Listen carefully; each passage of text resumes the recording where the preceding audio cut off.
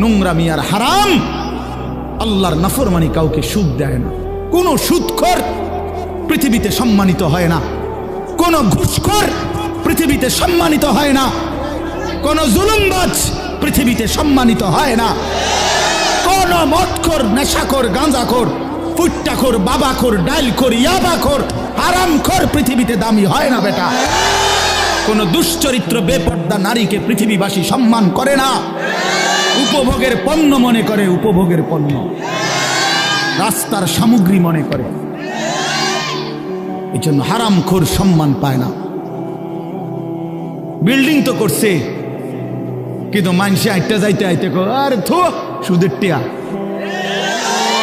দূর বাদ দে বেটা, বাটপারের হদ্দার, সিটারের বাপ।